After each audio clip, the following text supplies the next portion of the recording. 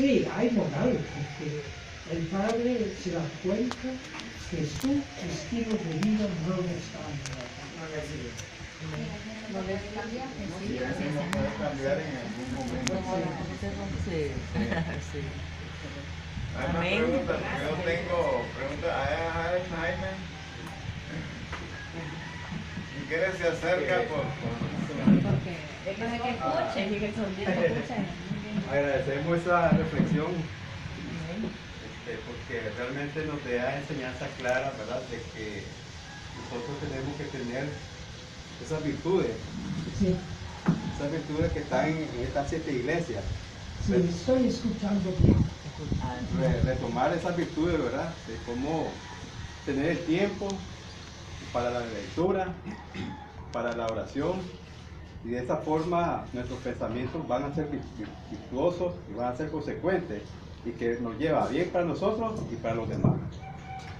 Muchas gracias por toda la reflexión que se hizo sobre la iglesia. Hay una parábola del Señor, la parábola del sembrador. Y es una de las 2 parábolas que Cristo explicó. Cristo dio más o menos 30 parábolas, pero solamente explicó 2. La parábola del sembrador y la palabra de la buena semilla y la mala hierba, la cizaña. Voy a hablar solamente muy brevemente de la parábola del sembrador. Se habla del sembrador que salía, hoy en día se hace con máquinas, pero antes el sembrador tenía una bolsa, y lo he visto en España, tomaba un puñado de semilla, La lanzada. otro, O sea, a la izquierda, a la derecha. y la semilla caía por todas partes. Y en la parábola del Señor se cuenta que la semilla cayó en 3 tipos de terreno y no dio resultado, porque el terreno era malo. Pero por fin, la 4ª parte de la semilla sí cayó en buena tierra y fructificó. Pero, ¿qué es la buena tierra? La Biblia dice claramente que nuestra vida, así como es, no es buena tierra. Es tierra donde existen sentimientos, donde existen instintos de autopreservación y que instintos incorrectos. Y Pablo dice que es la carne. Y otros dicen la vieja naturaleza. Y si la semilla cae en la vieja naturaleza, no va a dar fruto. ¿En qué naturaleza tiene que caer entonces la semilla? En la naturaleza nueva que Cristo nos da. Entonces, cuando nos entregamos a Cristo, por su Espíritu Santo, Él entra en nuestras vidas y coloca al lado de la carne, la vieja naturaleza, coloca la nueva naturaleza y nos deja escoger. Hasta la muerte nos acompaña la vieja naturaleza. Esto explica cómo hay algunos creyentes, son creyentes verdaderos, pero hacen cosas y uno dice, ¿cómo es posible que hacen esas cosas? Están, según Pablo, viviendo una vida carnal, de acuerdo a la vieja naturaleza, cuando más bien deberían dar toda la atención a la nueva criatura. Entonces, no podemos vivir la vida cristiana en la vieja naturaleza. De nosotros mismos no podemos. es Cristo que puede vivir la vida cristiana en nosotros. Y tenemos diariamente que dar esta oportunidad. Aquí tengo un folleto de Billy Graham. Y en este folleto, él explica cómo uno puede recibir a Cristo en su vida, de forma muy práctica. Pero él sigue con enseñanza cómo permitir que Dios siembre en nuestra vida espiritual y no en la vieja naturaleza. Y da algunos ejemplos muy buenos. Esto vale 30 córdobas. Retomando toda la conferencia Sí. y el mensaje de las iglesias, y sobre algo que he enfatizado bastante más en esta iglesia, es con respecto al evangelismo. Sí. Y los jueves, gracias a Dios, hemos venido desarrollando esa parte que le llamamos evangelismo efectivo. Sí. Porque yo he tenido y he compartido con el pastor Rosendo la necesidad de que tenemos que preparar a los miembros de la iglesia para que puedan evangelizar correctamente de acuerdo al principio cristiano. Sí.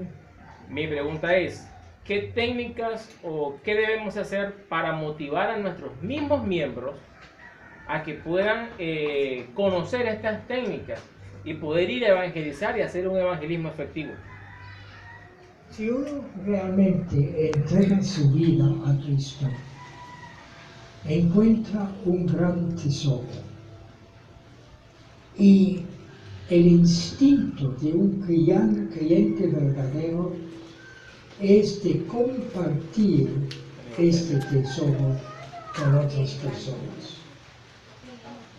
Entonces, uno dice, yo he encontrado un tesoro. Y yo quisiera que usted también participe en el mismo tesoro. Porque lo curioso es, cuando nosotros tenemos dinero y damos una parte a otra persona, entonces tenemos nosotros menos dinero. Pero cuando tomamos a Cristo y lo compartimos con otra persona, tenemos más que Cristo todavía. Amén, así es. Uno aumenta su propia vida espiritual y aumenta la vida del otro. ¿Y cómo se aumenta eso? Es cuando hay realmente amor a Cristo. Si una persona enamorada habla con otra persona, de una o de otra manera habla de su amor por la persona que ama. Siempre. Y si usted está enamorado de Cristo, usted en forma natural va a hablar a otros acerca de él. Esa es la clave. Tenemos a Cristo en el corazón, lo amamos, compartimos. Sí.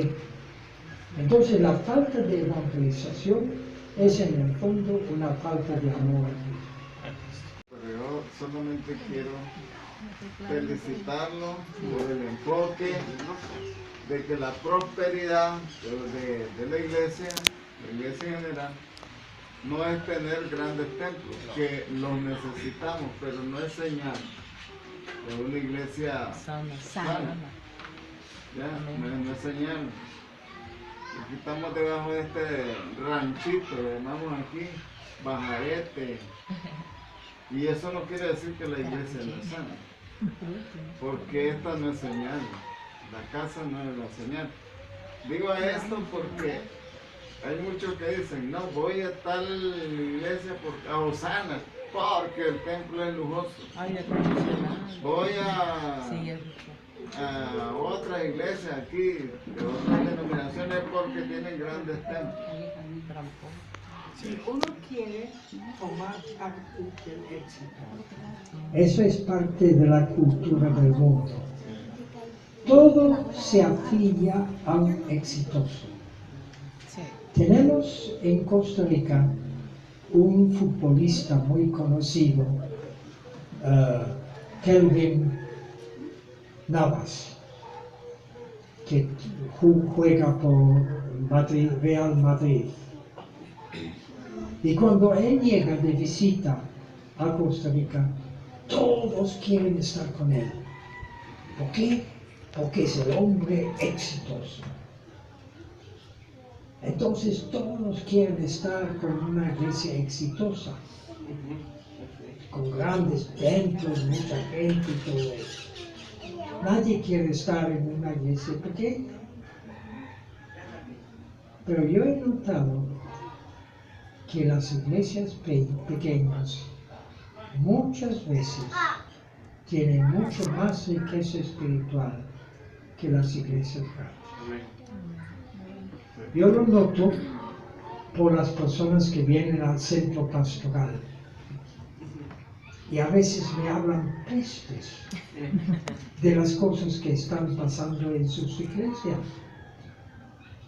Y yo les digo, pero ¿por qué entonces usted no deja esta iglesia?